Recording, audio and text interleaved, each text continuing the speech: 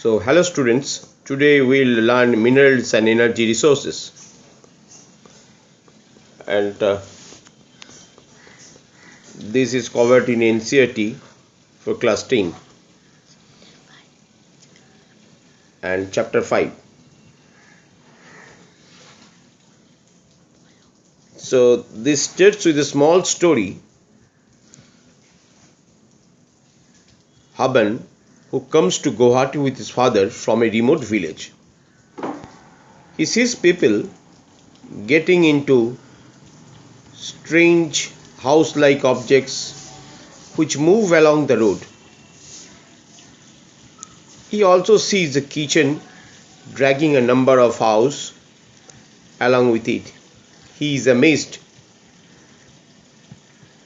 and asks his father, "Why don't our houses move like the one we saw in Guwahati?" Ba? His father, whom he calls Ba, replies, "These are not houses, they are buses and trains. Unlike our houses, these are not made of bricks and stones. Metal like iron and aluminium are used in making these.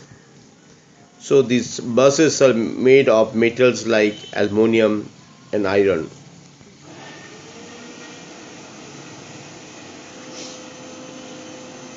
These buses and trains. So they do not move on their own. They are driven by an engine which needs energy. So they are driven by an engine, and this energy is supplied in the form of petrol, diesel, gas, etc.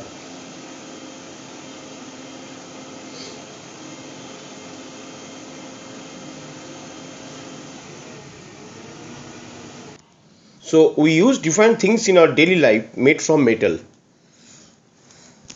Can you list a number of items used in your house made of metals? Where do these metals come from? You have studied that the Earth's crust is made up of different minerals embedded in the rocks. So these minerals are found in the Earth's crust. The Earth's crust is made up of minerals, and these minerals are embedded in the rocks. And various metals are extracted from these minerals. So metals are extracted from these minerals. Then they are done proper refinement. So thus minerals are an indispensable part of our lives. It is very essential. Almost everything we use, from a tiny pin to a towering building or a big sea, all are made up of minerals. The railway lines and the tarmac paving of the roads, our implements and machinery too, are made from minerals. Cars, buses, trains, aeroplanes are manufactured from minerals and run on power resources derived from the earth. Even the food that we eat contains minerals. In all stages of development, human beings have used minerals for their livelihood and decoration.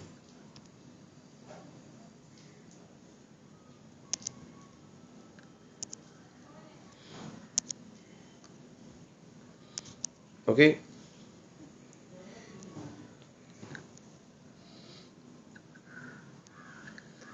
Festivities, religious and ceremonial rites. Now,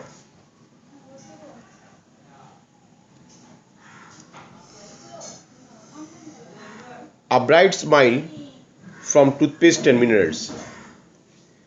We know that toothpaste cleans our teeth. Abrasive minerals like silica, limestone, aluminium oxide, and various phosphate minerals do the cleaning. What cleans our teeth? Now, these are abrasive minerals like silica, limestone, aluminium, aluminum oxide, and various phosphate minerals. They do the cleaning.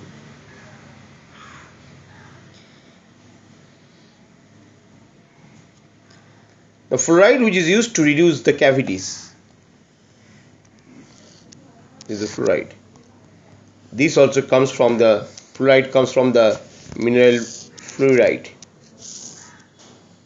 Most toothpastes are made white with titanium oxide. So toothpaste are made white with titanium oxide, and this titanium oxide comes from minerals called rutile, ilmenite, and anatase. So the toothbrush and tube containing the paste are made of plastic from petroleum. Okay. So life process cannot continue without minerals. Although our mineral intake represents only about 0.3% of our total intake, they are so potent and so important that without them we would not be able to utilize the other 99.7% of foodstuff. Means without this nutrient, our body will not be able to utilize the other food content. These are the other food content in our body. They will not be able to utilize this. Okay. So mineral is a homogeneous, means uniform compositions throughout. Homogeneous. It is a homogeneous, natural occurring substance with a definable internal structure. It has a definable, means that internal structure of the mineral can be defined. They are found in varied forms in nature, ranging from the hardest diamond to the softest talc. You have heard about the talcum powder. Now, why? What is the reason for this wide range of variations? So,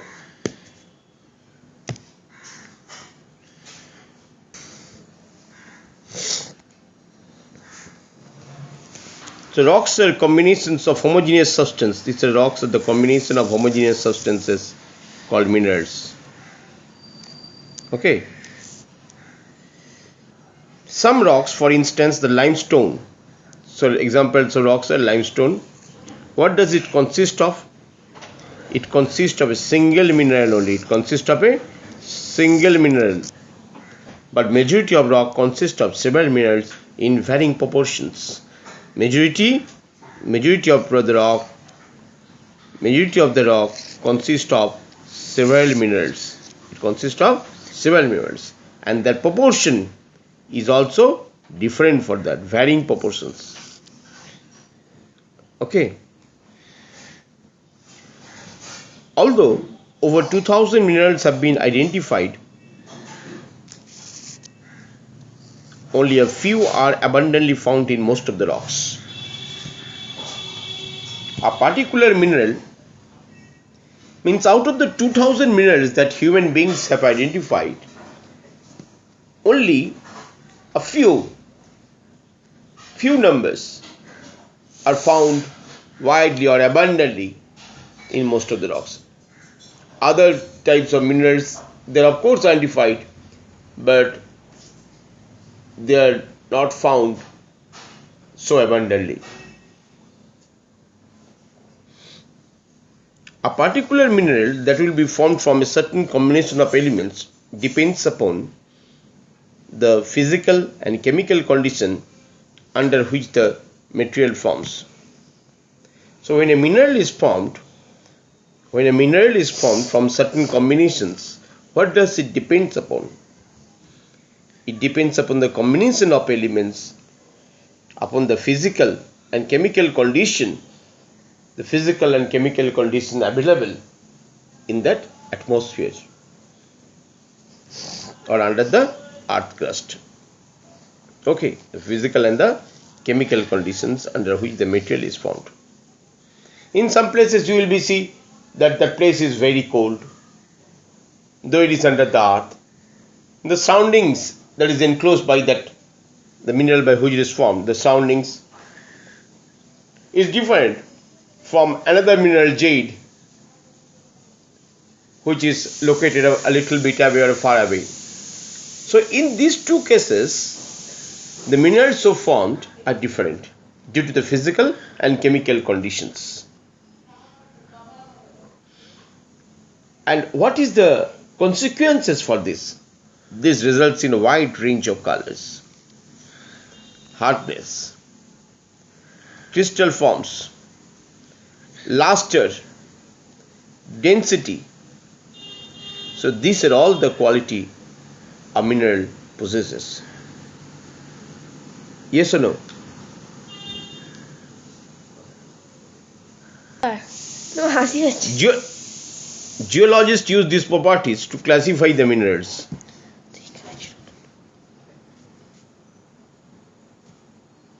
The study of minerals by geographers and geologists. Geographers study minerals as a part of the Earth's crust for a better understanding of landforms. This is the way or the perspective in which they study the minerals. The distribution of mineral resources and associated economic activities are of interest to geographers. What are the areas of interest? Where the minerals are distributed and the associated economic activities. These are the places, or these are the things of interest to the geographer. These are the interest to the geographers. But in case of a geologist, however, is interested in the formation of a mineral, they are interested in the formation of minerals, Remind it. Their age, and age means age of the mineral, the physical and the chemical composition.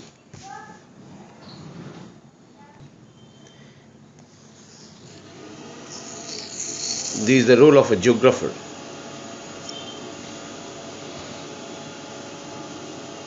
And this is for geologist. Okay.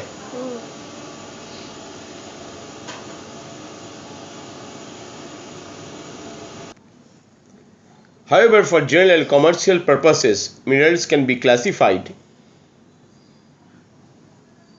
as under.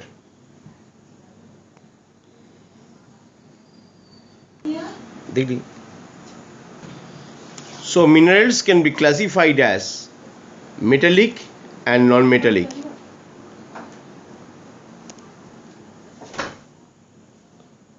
And energy minerals. So minerals are classified as metallic, non-metallic and energy minerals.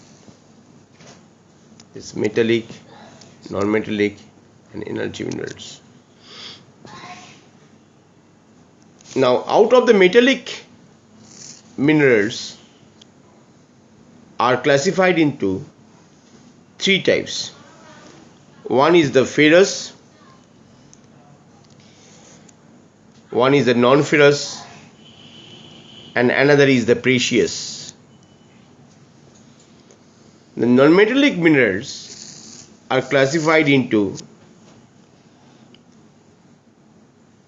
or rather we can cite some examples such as mica, salt, potash, sulfur, granite, limestone, marble, sandstone, etc. These are all non-metallic minerals. Energy minerals, these are coal, from where you get energy, petroleum and natural gas.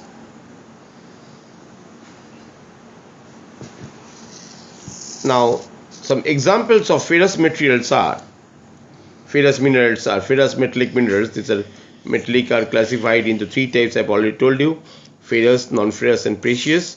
Examples of ferrous are iron ore, manganese, nickel, cobalt, etc. Non-ferrous means copper, lead, tin, bauxite.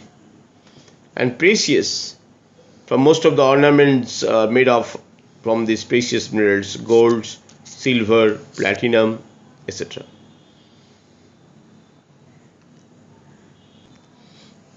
So minerals are found in ores. Where are these minerals found? They are found in ores under the earth crust. The term ore is used to describe an accumulation of any mineral mixed with other elements. Means minerals, these are when mixed with other elements.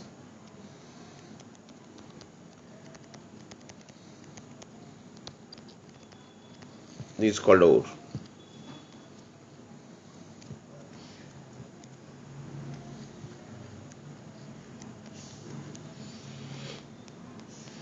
The term ore is used to describe an accumulation of mineral mixed with other elements. The mineral content of the ore must be in sufficient concentration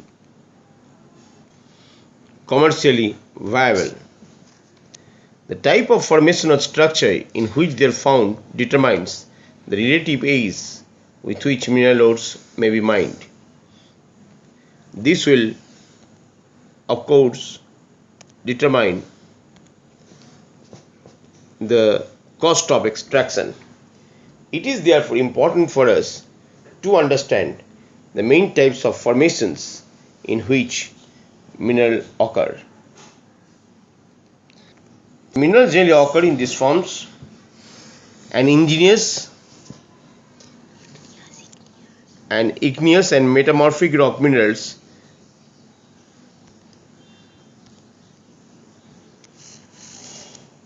igneous and metamorphic rock may occur in the cracks, crevices, faults or joints of rocks. The smaller occurrences are called veins and the larger are called lodes. So they may occur in cracks, crevices, faults or joints. So question may come, where are they found? What are the smaller occurrences called? And what are the larger occurrences called? In most cases, when the minerals are liquid, they are formed, or in the molten or the gaseous formed, they are forced upwards through cavities towards the earth's surface. Suppose this is the earth. No cavities in the earth's surface. So these minerals are forced upward. They settle over there. In this place, they cool. And as it rises from here, its temperature gradually decreases. As it goes up, its temperature gradually decreases. So it starts cooling from there. As it comes on the top of the earth, it started solidifying, or near the earth's surface, it started solidifying. So major metallic minerals like tin, copper, zinc, lead, etc. are obtained from veins and lodes. Now, what happens in case of sedimentary rocks? In sedimentary rocks, a number of minerals occur in beds or layers. Means there are different beds or layers inside the earth's surface. They occur in beds or layers. They have been formed as a result of deposition, accumulation. That they are formed as a result of deposition, accumulation and concentration in horizontal strata of the earth. Okay? Coal and some forms of iron ore. These are the examples. Coal and some iron ore, some forms of iron ore have been concentrated as a result of long periods under great heat and pressure. So how it is formed? So So suppose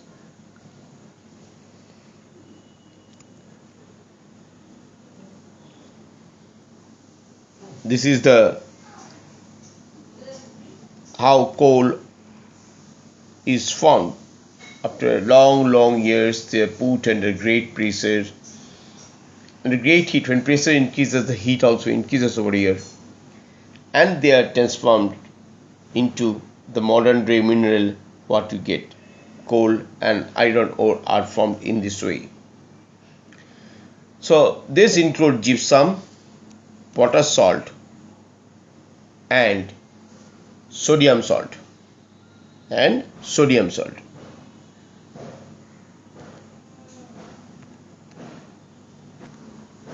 This is sodium salt. These are formed as a result of evolution, especially in arid regions.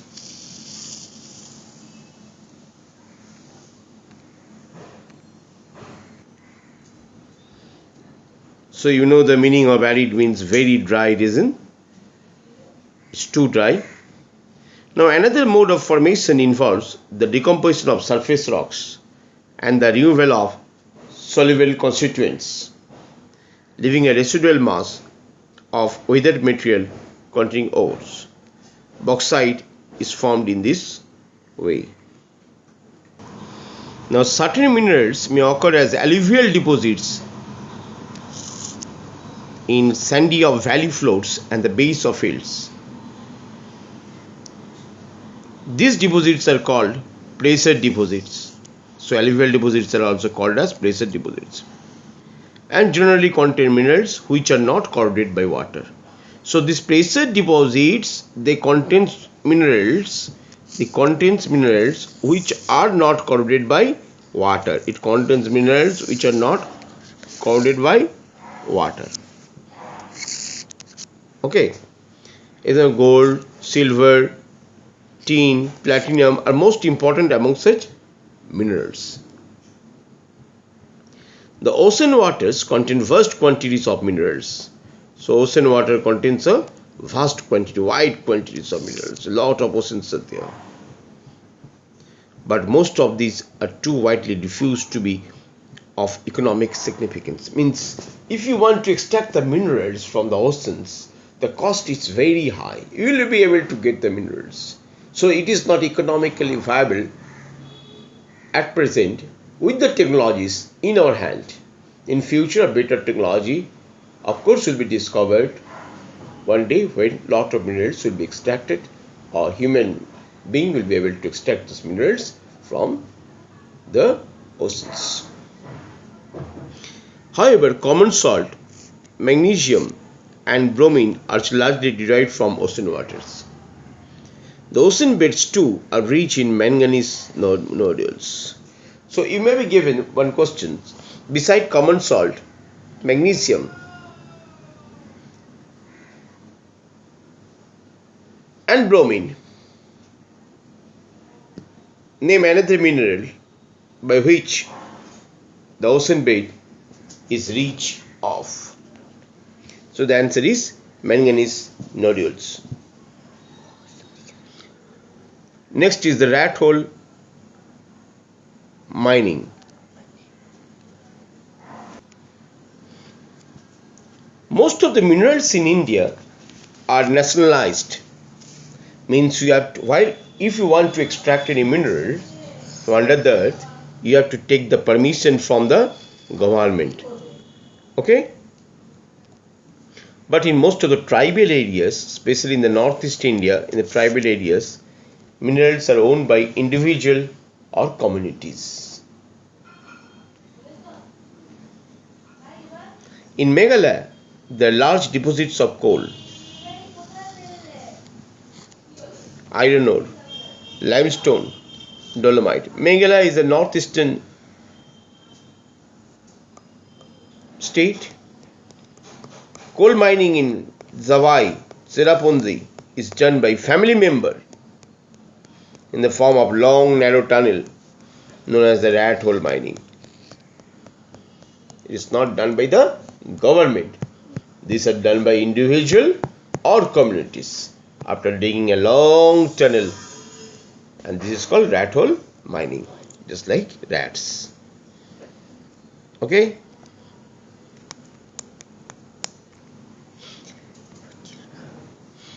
একটা portion তো শেষটা করতে দে। হচ্ছিল না। হুম, ঠিক আছে।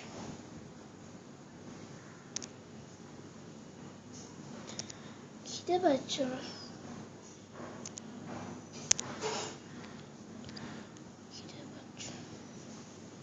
Pause করেছ? মা, ও মা।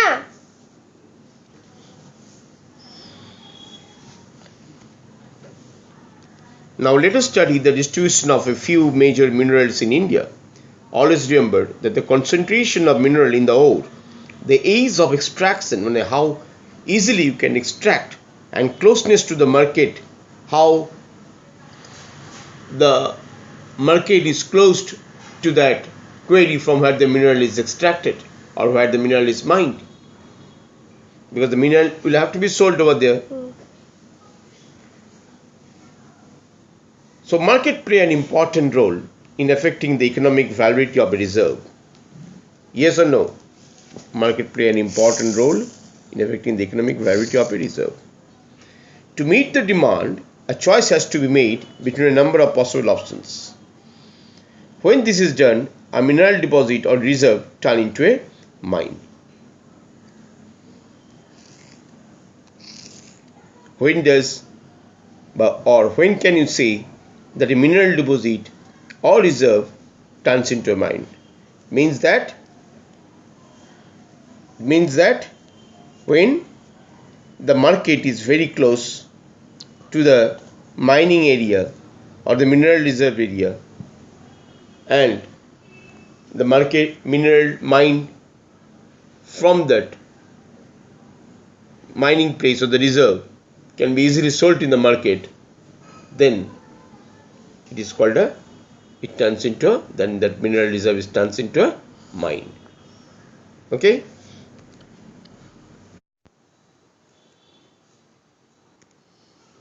So now we will study ferrous minerals. Now these ferrous minerals, or the minerals of iron, they account for about 3/4 of the total value of the production of metallic minerals. So ferrous minerals, if this is the total value of the production of the metallic minerals, so it accounts for 3/4.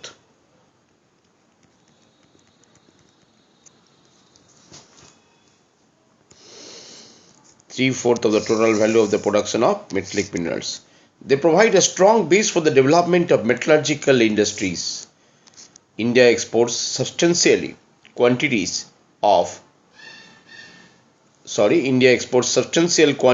ferrous minerals after meeting her internal demands.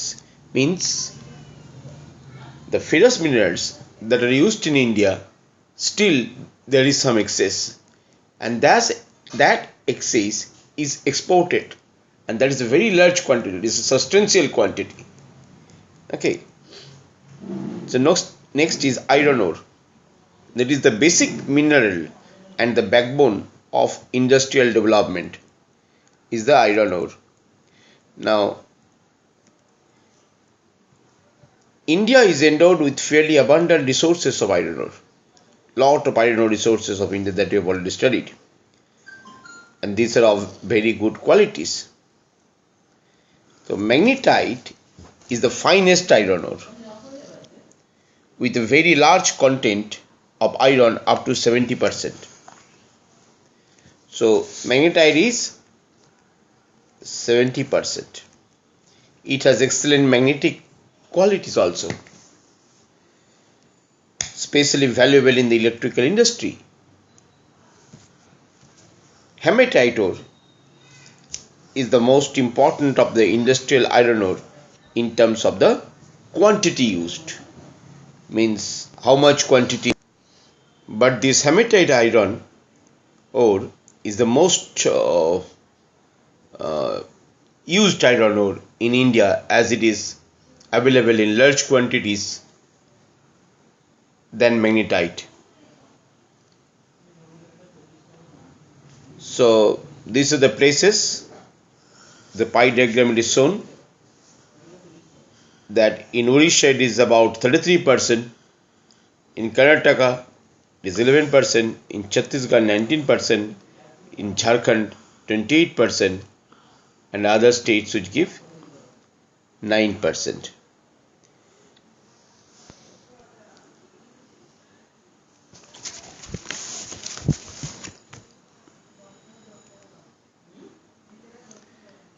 Now, Kudre in Canada means horse. The highest peak in the western Ghats of Karnataka resembles the face of a horse. The name is derived from that. The Baliadela hills look like the hump of an ox, and hence its name is like that. Okay? Now the major iron ore belts in India are Orissa Jharkhand belt, number 2 Durg Buster Chandrapur belt, number 3 Balari Chitradurga Chikmagaluru Tumakuru belt in Karnataka, and the number 4 is the Maharashtra Goa belt. So in the Orissa Jharkhand belt, this high grade hematite ore is found, very high grade, so high quality hematite ore is found over there. In Badam Pahar mines in the Mayurbhanj and Kendujhar districts, in the adjoining Singhbhum districts of Jharkhand, hematite iron ore is mined in Goa and Noamundi. Next is Durg Basta Chandpur belt. It lies in Chhattisgarh and Maharashtra. It is very high grade hematite are found in the famous Baliadala range hills in the Basta district of Chhattisgarh. The range of hills comprise of 14 deposits of super high grade hematite iron. It has the best physical properties needed for steel making. So this hematite is used for steel making. Iron ore from these mines is also exported to countries like Japan and South Korea via Visakhapatnam port. Now, the third major iron belt is Balari Chitradurga Chikmagaluru Tumakuru belt, and it lies in the state Karnataka. The Kudremukh mines located in the western Ghats of Karnataka is 100% export unit. The Kudremukh mines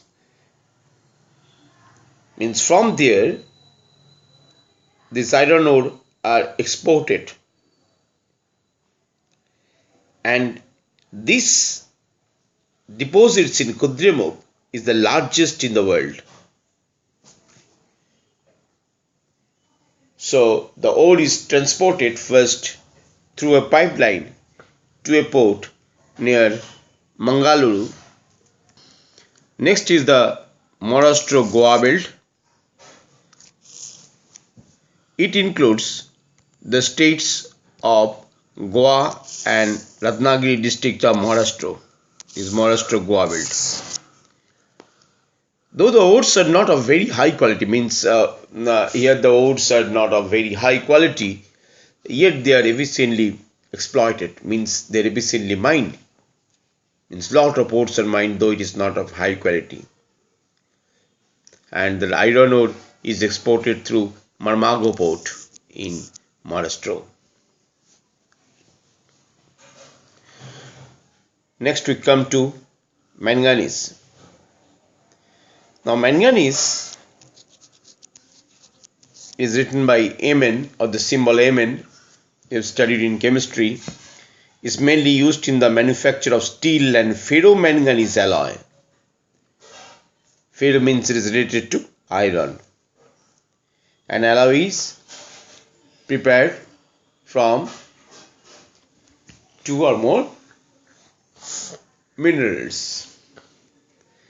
10 kg of manganese is required to manufacture 1 ton of steel.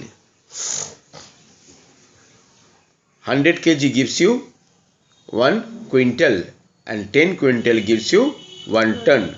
So for 1 ton means 1000 kg. For 1000 kg steel, 10 kg of manganese is required. Okay. It is also used in the manufacturing bleaching powder, insecticides and paints.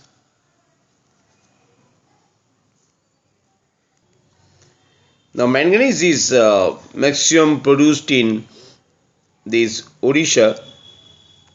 Next comes Madhya Pradesh. Its share is 24% and Karnataka, its share is 22% and the other states 29%. The Odisha is the top of the list in related to manganese production. Then comes the Madhya Pradesh at number 2. Then Karnataka is at number 3 and other states follows it. So Odisha is the largest producer of manganese ore in India. It is accounted for 1/3 of the country's total production in the year 2000-2001.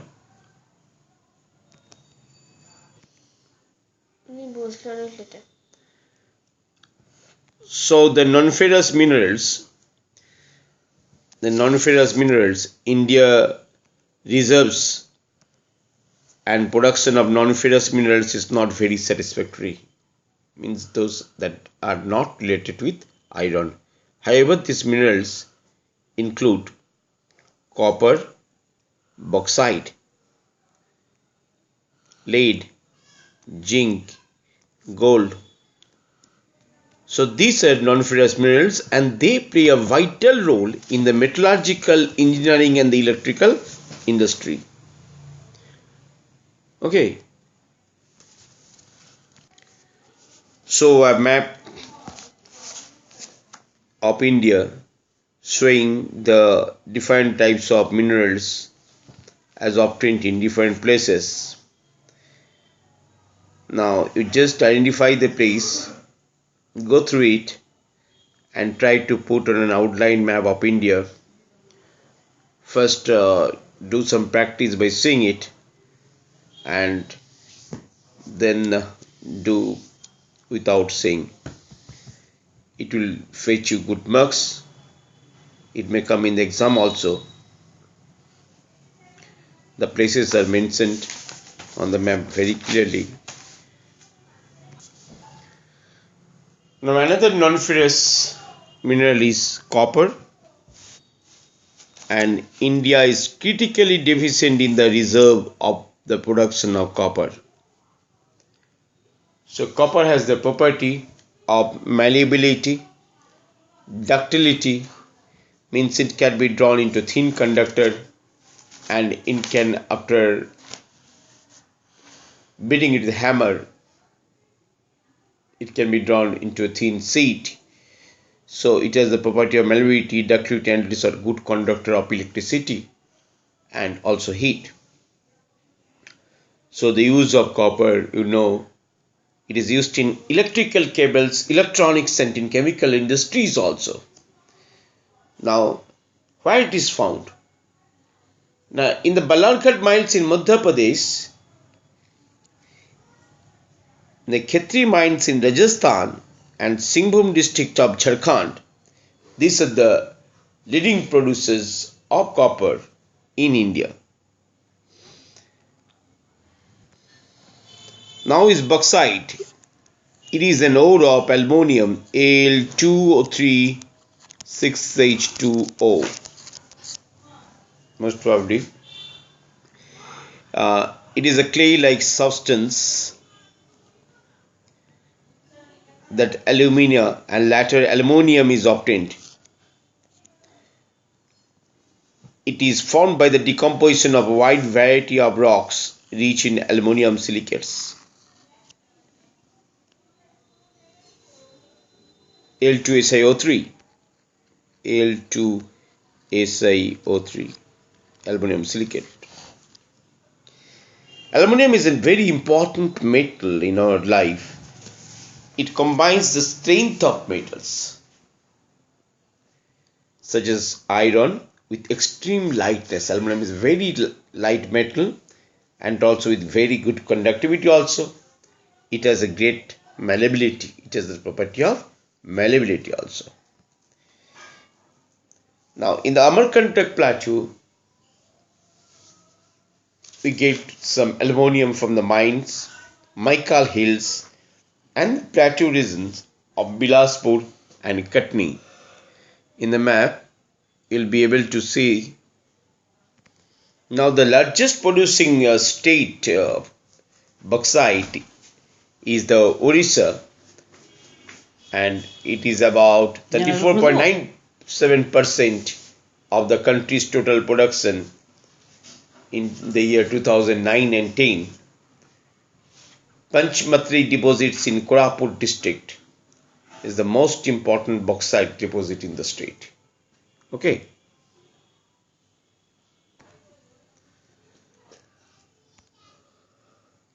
So after the discovery of aluminium during the time of Napoleon III, he wore buttons and hooks on his clothes made of aluminium and served food to his more illustrious guests in aluminium utensils, and the less honorable ones were served in gold and silver utensils. Just see what is the reverse. Means important guests were served when aluminium was discovered. What happened? Important guests were served with aluminium utensils, and less important guests were served with gold utensils. Okay, but now just the reverse. There's a hell and a heaven difference between this gold and aluminium. Means after that, the beggars used to beg with these aluminium utensils. So up to this we have studied about the metallic minerals. Now let us study about the non-metallic minerals. The mica is the most common and important non-metallic mineral. It is made up of series of plates or leaves. It splits easily into thin sheets. These sheets can be so thin that 1,000 layered can be obtained from few centimeters high of mica.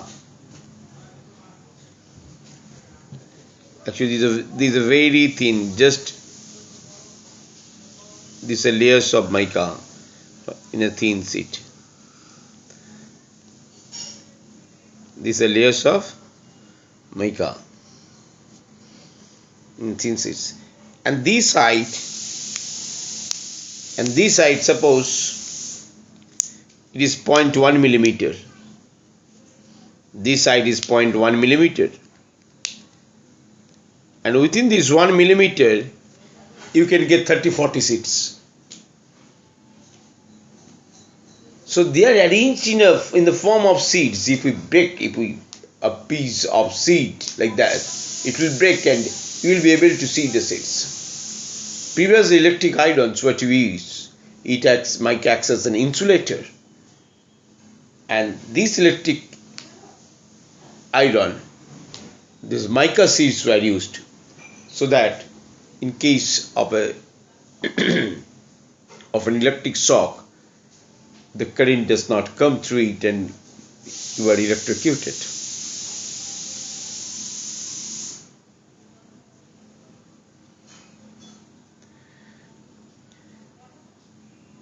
So mica seeds can be clear, black, green, red, yellow or brown. Due to its excellent dielectric strength, low power loss factor. Mica has low dielectric strength. Low power loss factor, insulating properties and resistance to high voltage. Means insulating properties means like rubber, it has the insulating properties. Electricity will not flow through it. It has resistance to high voltage. When there is a big high voltage, it can resist that voltage without rupturing. That means it has a good dielectric strength. And as such, all these properties, resistance to high voltage, it is insulating properties, low power loss factor, it is good dielectric strength, makes mica very indispensable for electric and both electronic industries. And mica deposits are found in the northern edge of Chotanagpur Plateau, Kodarma Gaya, Hazaribagh belt of Jharkhand.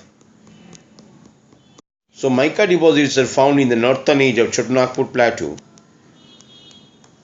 Kodarma Gaya and Hazaribagh belt of Jharkhand is the leading producer. In Rajasthan, the major mica producing area is Ajmer, Nellore,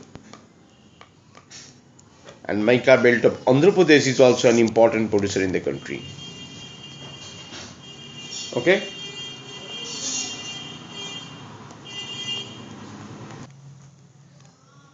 So, what are the hazards? Means, what are the problems in mining? Have you ever wondered about the efforts that the miners make in making life comfortable for you? What are the impacts of mining on the health of the miners and the environment? The dust and noxious fumes inhaled by miners, these poisonous fumes that is harmful to health, make them vulnerable to pulmonary diseases. Pulmonary disease means pulmonary artery, pulmonary vein. It is related to heart. The risks of collapsing mine roofs, inundations and fires in coal mines are a constant threat to miners. These are the threats to miners. This is important. The water sources in the region get contaminated, means filthy, means poisonous, by lot of unwanted particles due to mining. Dumping of waste and slurry leads to degradation of land, soil, and increase in stream and river pollution. Okay, this is some of the bad effects of mining. This Jharia in Bihar,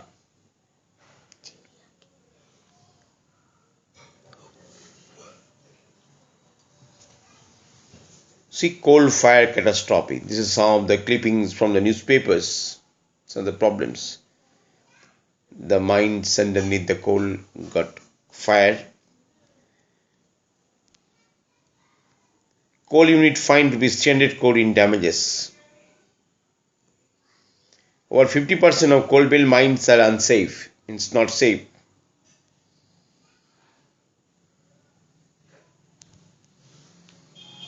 A crowd watches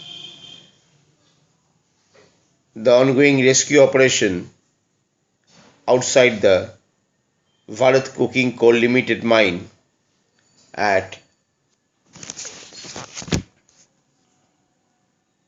Batada in Jharkhand on Thursday.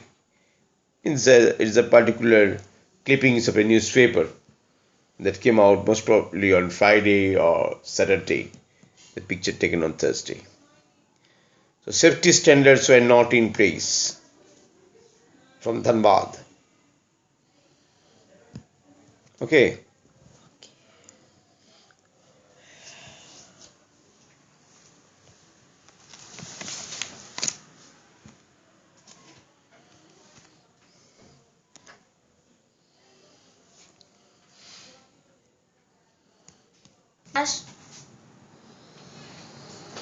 So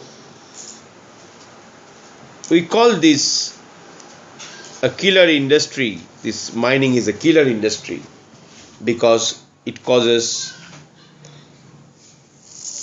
a lot of harm to human population. So several environmental laws are essential that must be implemented so that mining should not be done recklessly. Industry and agriculture depend strongly on minerals. The total volume of mineral that is available on the earth crust is minimum, insignificant fraction. It is about 1% of the total earth crust. But we are using it so rapidly that it will be completely eradicated, completely go out from this world. No mining will be done after 200 or 300 years. And the replacement from the path of the earth, means to fill the gap you are using, is so slow. It's very slow. So there is a great danger ahead in front of human population. Because most of the industries, agriculture, in all fields depends on minerals.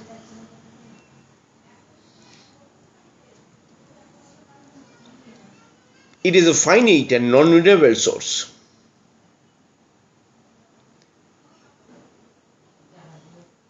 As one finishes the minerals on the top layer, mining is done in the next inner layer.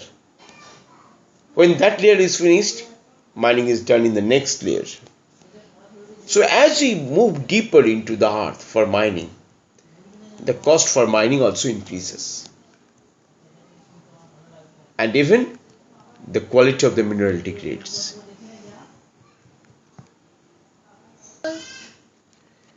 So a concerted effort, so what are the steps should be taken to prevent this? A concerted effort has to be made in order to use the mineral resources in a planned and sustainable manner. The question will come, what are the efforts that need to be taken to use the mineral resources in a planned and sustainable manner?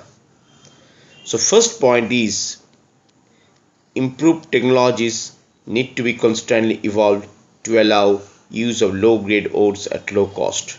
This is point number 1. Next point is recycling of metals. Next point, using scrap metals and other substitutes are steps in conserving our mineral resources for the future. This is very important.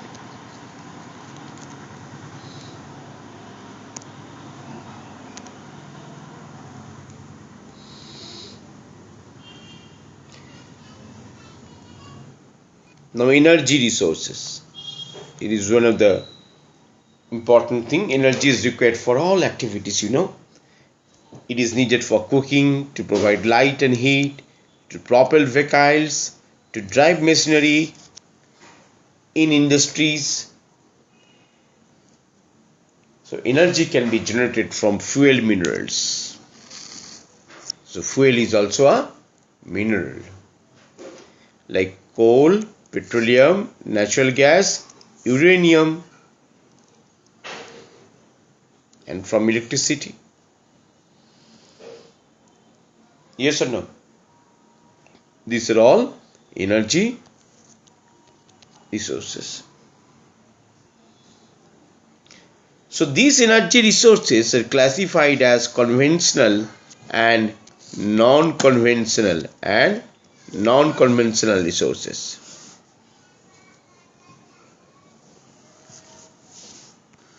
Conventional resources include firewood, cattle dung cake, coal, petroleum, natural gas, electricity. Electricity we can obtain from hydel power, means from water, from thermal power. Okay. Now non-conventional resources, these non-conventional resources, it includes solar, wind, tidal, geothermal, biogas and atomic energy. These are the non-conventional resources.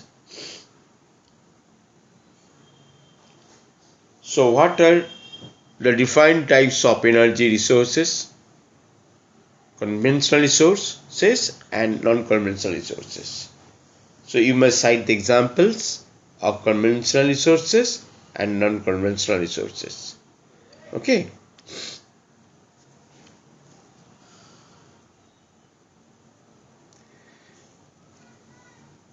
The most common resource, this energy resource, this firewood and cattle dung, this in villages, this is most common in rural India.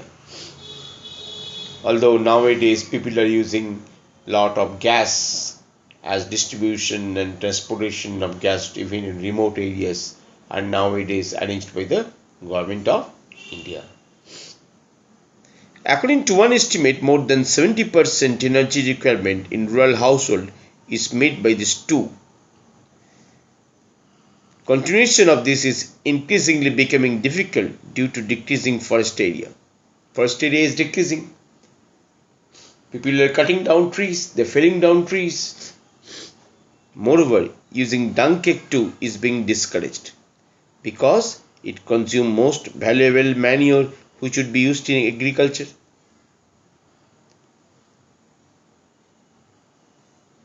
If we do not burn the dung cake, then that dung is a very good organic fertilizer for agriculture. Okay.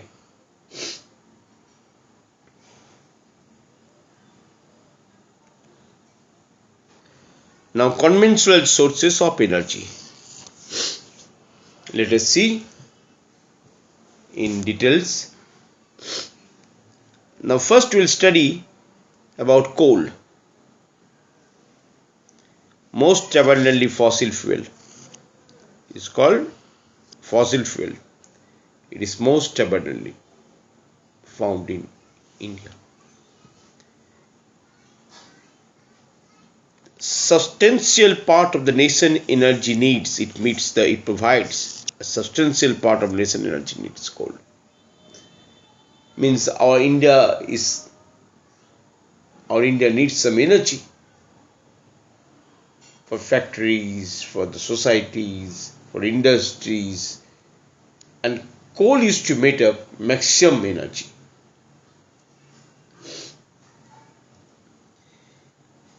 So India is highly dependent on coal for meeting its commercial energy requirements.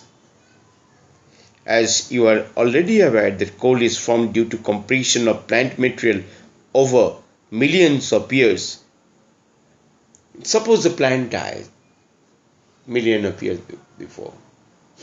So it gets suppressed by dust. Again a plant fall over it. Again the dry leaves are falling over it. And it continues after hundreds and thousands and lakhs of years and then after millions of years. Slowly it goes under the soil, compressed by dust and all these things flowing over it. And ultimately, due to the deep heat and pressure, it gets transformed into coal slowly. So it's a very long and slow process. But we are using it very, very fast way. And soon we will find that we don't have any coal. Coal pockets are vacant. But coal is found in a variety of forms, So due to different types of compression under the soil while its formation, different qualities of coals are produced. Okay.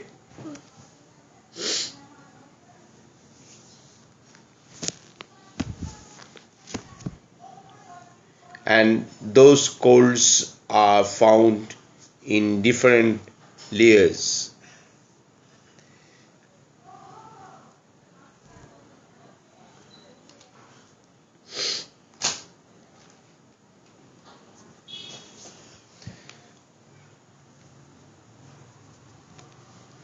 So these decaying plants, when they're covered with dust, soil, they produce the peat. What is this peat? Now, it has a very low carbon content and high moisture content and low heating capacity.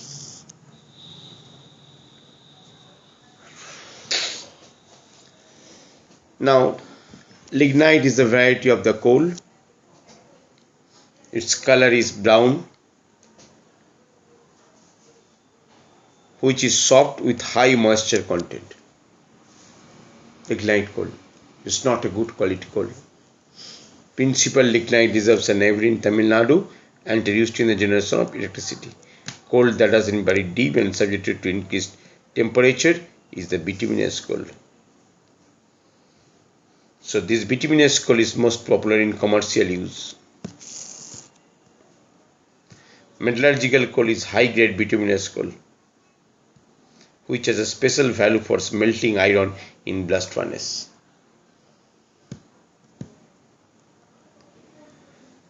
So highest quality of coal is the anthracite, is the highest carbon content, hard coal. The more hard the coal, the less the moisture in it makes the coal better quality, and anthracite is the best of the lot. In India, coal occurs in rock series of two main geological ages. Instead in the rock series, in the rock ages, Gondwana, a little over 200 million years in age, in tertiary deposits, which are only about 55 million years old. Major resources of Gondwana coal, which are metallurgical coal. Now, they are located in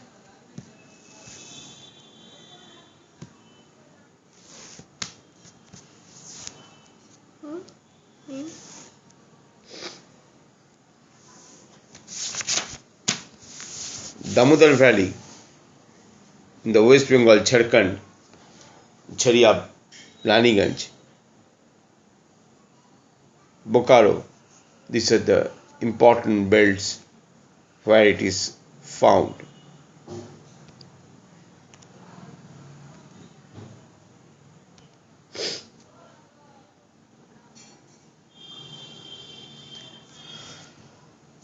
Godavari, Mahanadi zone and Wardha valleys also contain coal deposits.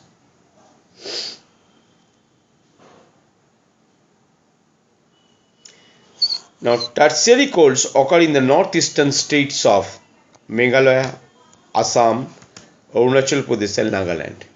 The tertiary coal. Okay. Remember, coal is a bulky material which loses weight on its use as it is reduced to ash. Hence, heavy industries, bulky material means big material,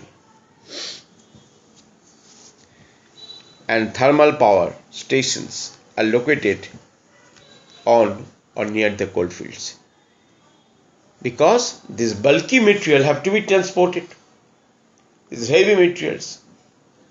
So, to bring that coal near to the thermal power station for generation of electricity will require huge transportation cost. So, thermal power plants are generally located near the coal mines, the coal fields.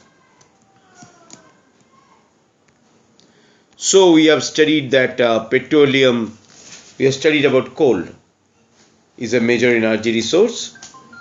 Now, after coal, the next major energy resource is the petroleum. It is the mineral oil. It provides fuel for heat and lighting, lubricants for machinery. Lubricants means like mobile, they makes the machine slippery, friction becomes less due to the use of lubricants, and raw materials for a number of manufacturing industries. Petroleum refineries means once petroleum products is mined, then they are refined in certain industries. They are called petroleum refineries. They act as a nodal industry for synthetic textile, fertilizers, and numerous chemical industries. Means from petroleum refineries, that means these types of product are obtained from petroleum product, and so they are situated surrounding these industries.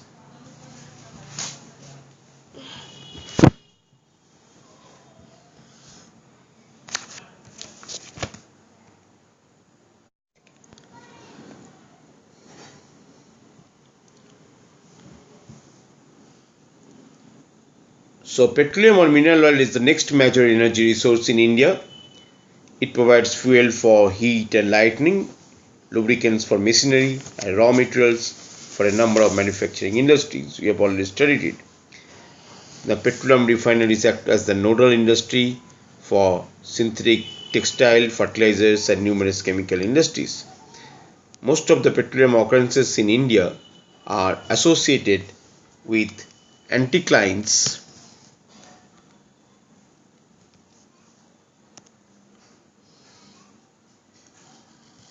or domes. Now, what is this anticline?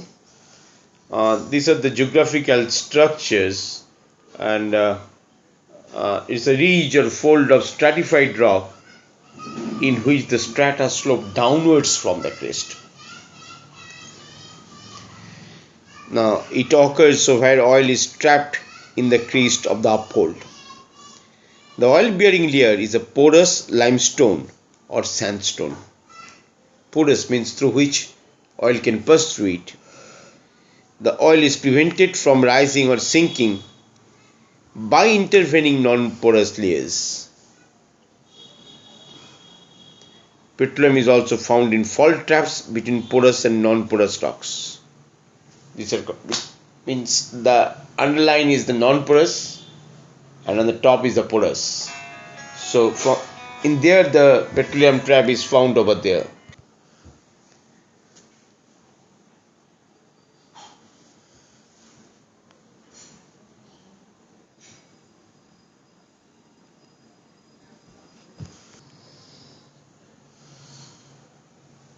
The gas being lighter usually occurs above the soil, above the oil. Okay. So this is the non-porous layer. Okay. This is the porous layer in which the petroleum is trapped, and this gas is found in this layer. Okay. About 63% of India's petroleum production is from Mumbai High, 18% from Gujarat, 16% from Assam. From the map locate the three major offshore fields of Western India. You locate the three major offshore fields of Western India. There is Ankleshwar is the most important field of Gujarat. Assam is the oldest oil producing state of India, and Digboy, Naharkatia, and Mohan are the important oil fields in the state. Next come to natural gas. It is an important clean energy resource found in association with or without petroleum. So natural gas may be with or without petroleum. It is a clean energy. It is used as a source of energy as well as industrial raw material in the petrochemical industry. Okay. Natural gas is considered an environment friendly fuel because of low carbon dioxide. Okay. And it is therefore the fuel for the present century. The present century depends on natural gas because it has low carbon content. That means less pollution. Large reserves of natural gas have been discovered in the Krishna Godavari basin, Along the west coast of the Mumbai High,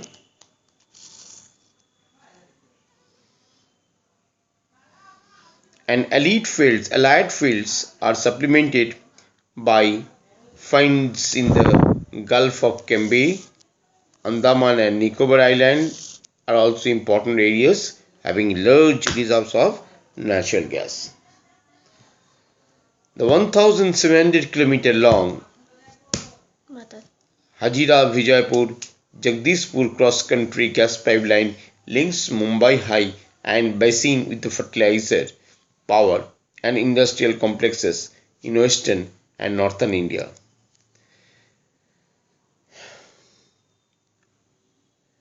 This artery has provided an impetus to India's gas production. The power and fertilizer industries are the key user of the natural gas. The main industries which use the power and the fertilizer industry. Use of compressed natural gas CNG, the full form become CNG for vehicles. Now we can see gas fill station for vehicles to replace liquid fuels is gaining wide popularity in the country. You will be able to see petrol pumps. Now you can see gas pumps are there.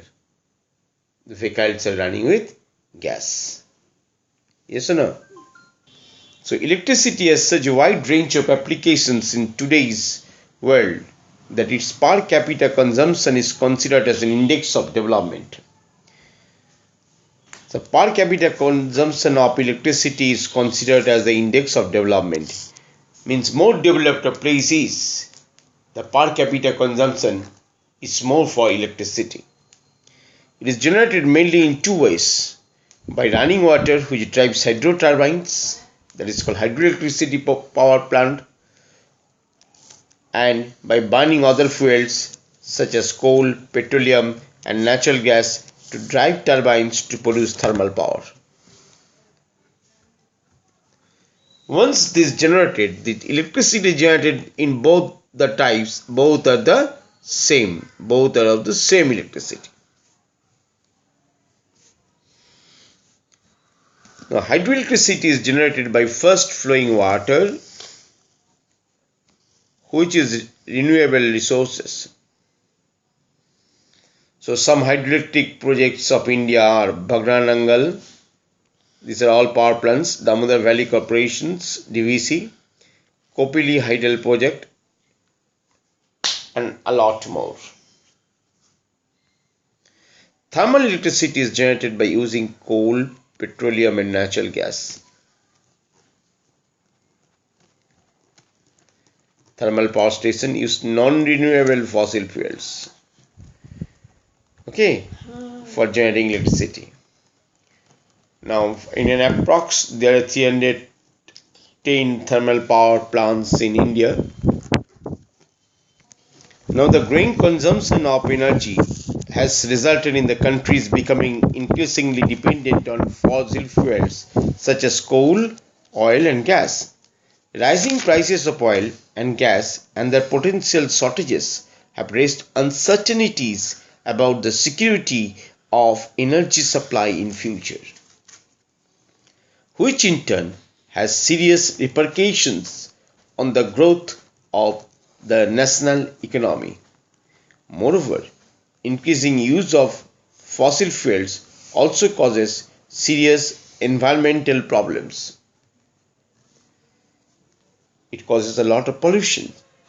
Hence, there is a pressing need to use renewable energy sources like solar energy, wind, tide. Biomass tide means this water tide, ocean tide, energy from the waste materials. These are called non-conventional energy resources or energy sources. India is blessed with an abundance of sunlight, water, wind and biomass. So we must try to use this type of energy as much as possible. It has the largest programs for the development of these renewable energy resources. Next is the renewable or the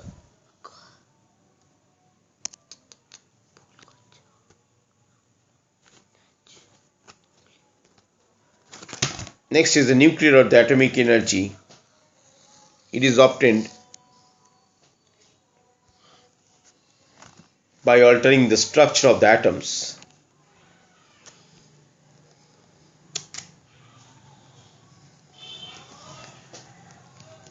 When such an alteration is made, much energy is released in the form of heat, and this is used to generate electric power.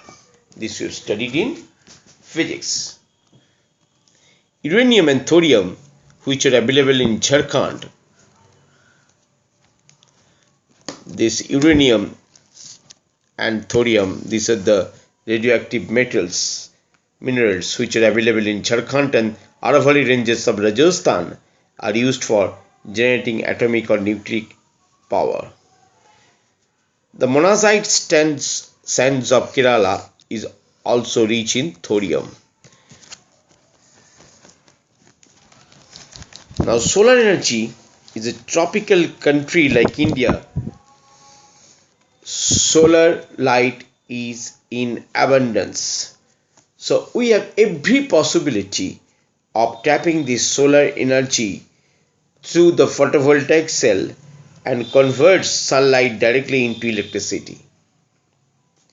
Solar energy is first becoming popular in rural and remote areas. Some big solar power plants are being established in different parts of India, which will minimize the dependence of rural households on firewood and dung cakes, which in turn will contribute to environmental conservation and adequate supply of manure in agriculture. Now, wind has the great potential. India has the great potential of the wind power also. Largest wind farm clusters is located in Tamil Nadu, from Nagarcoil to Madurai. Apart from these, Andhra Pradesh, Karnataka, Gujarat, Kerala, Maharashtra, Lakshadweep have important wind farms.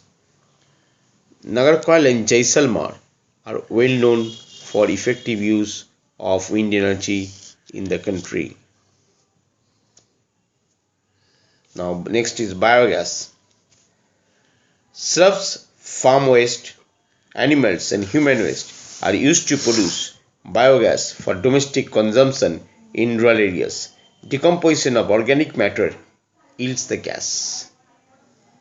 Means by rotting of the organic matter, means waste of leaves, waste for dead and decaying matter. Now, decomposition of organic matter is the gas which has higher thermal efficiency in comparison to kerosene, dung cake, and charcoal. Biogas plants are set up at municipal, cooperative, and individual levels. The plants using cattle dung are known as the gobar gas plant in rural area. These provide twin benefits to the farmers in the form of energy and improved quality of manure. Biogas is by far the most efficient use of cattle dung. It improves the quality of manure and prevents the loss of trees and manure due to burning of fuel wood and cow dung cakes. You can see the picture how a biogas plant looks like. Now, tidal energy means the oceanic tides are utilized in this way to produce that energy. They can be used to generate electricity. Oceanic tides. Floodgate dams are built across inlets. During high tide, water flows into the inlet. They get trapped when the gate is closed. After the tide falls, outside the floodgate, water retained by the floodgate flows back to the sea via a pipe that carries it through a power generating turbine. In India, the Gulf of Kambat, Gulf of Kutch in Gujarat, on the western coast, and the Gangetic Delta in the Sundarban regions of West Bengal provide ideal conditions for utilizing the tidal energy. Geothermal energy refers to the heat and the electricity produced by using the heat from the interior of the earth. Means it is the heat produced from the interior of the earth. Geothermal energy exists because the earth grows progressively hotter with increasing depth. Means as we go inside the earth, we feel the hotness increases.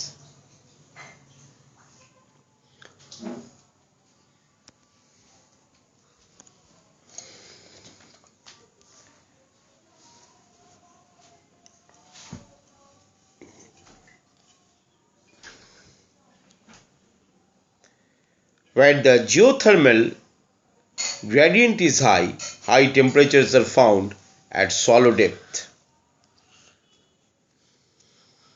Groundwater in such areas absorbs heat from the rocks and becomes hot. Means under the earth, it is so hot that when it rises to the earth's surface, it turns into steam. This steam is used to drive turbines and generate electricity. There are several hundred hot springs in India which could be used to generate electricity. Two experimental projects have been set up in India to harness geothermal energy. One is located in the Parvati Valley near Manikaran in Himachal Pradesh, and the other located at Puga Valley in Ladakh. So geothermal energy, this is an important question. So where in India do you find places utilizing geothermal energy? Manikaran in Himachal Pradesh and Puga Valley in Ladakh. Okay. Next is conservation of energy resources. So energy is a basic requirement for economic development, and every sector of the national economy, agricultural, industry, transport, commercial and domestic, needs inputs of energy. The economic development plans implemented since independence necessarily required increasing amounts of energy to remain operational. As a result, consumption of energy in all forms has been steadily rising all over the country. So requirement of energy is on the rising. Yes or no? In this background, there is an urgent need to develop a sustainable path of energy development. Promotion of energy conservation and increased use of renewable energy sources are the twin planks of sustainable energy. So what is that? What are the twin planks of sustainable energy? This is the point.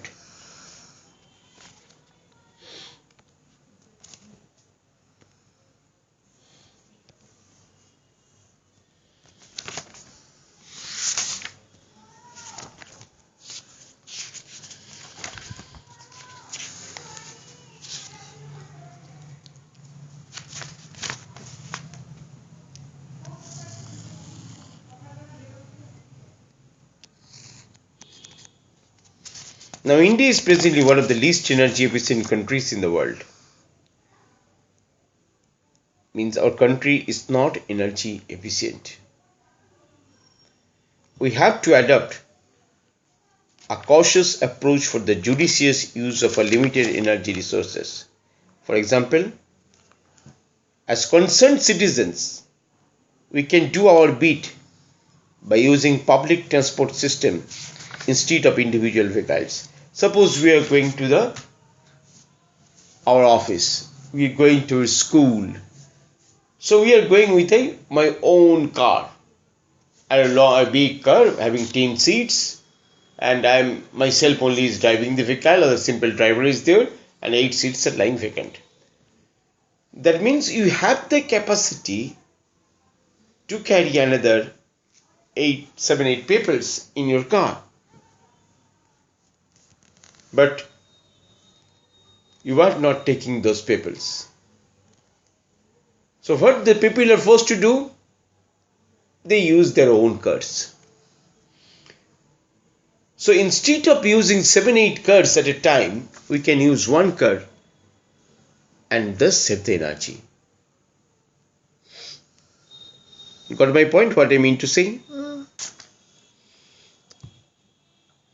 Switching off electricity when not in use, using power saving devices, and using non conventional sources of energy.